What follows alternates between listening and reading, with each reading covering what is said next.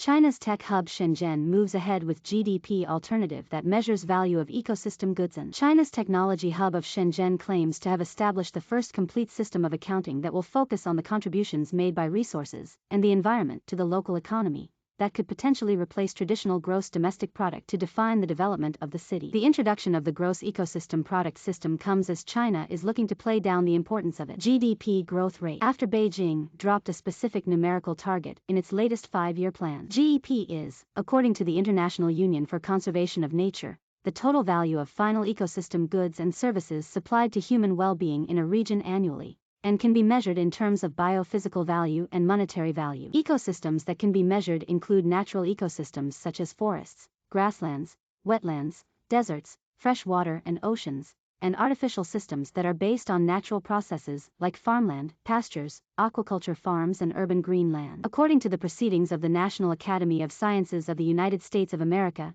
GEP and GDP measure different things. GEP counts the value of inputs from nature but not the entire value of all final goods and services in an economy, while GDP includes many final goods and services not counted in GEP. China GDP, what is it and why is it important? In August 2019, Beijing unveiled a plan to make Shenzhen the model city for China and the world, which included wide-ranging reforms in the legal, financial, medical and social sectors. Shenzhen started to adopt GEP to price the natural environment in August as the system helps reflect the aggregate monetary value of ecosystem-related goods and services in the city. Its completed GEP automated accounting platform involves 19 indicators, including production of agriculture, forestry and fishery, climate regulation, water conservation, air purification, recreation and tourism. The city's Environmental Protection and Water Bureau said on Tuesday. Shenzhen must accumulate data for the next few years to discover the value of GEP, whether it is more meaningful than GDP accounting statistics. Peng Peng. Shenzhen must accumulate data for the next few years to discover the value of GEP,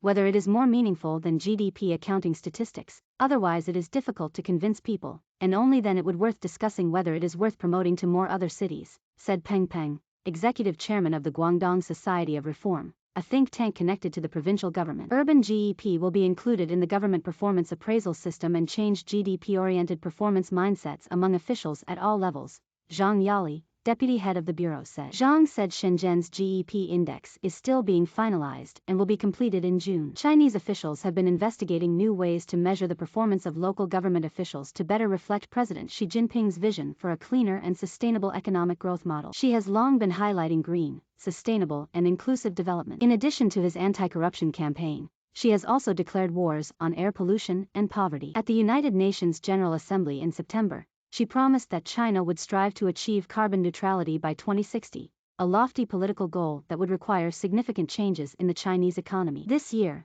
Beijing sets a moderate GDP growth target of above 6% after achieving 2.3% growth during a coronavirus hit 2020.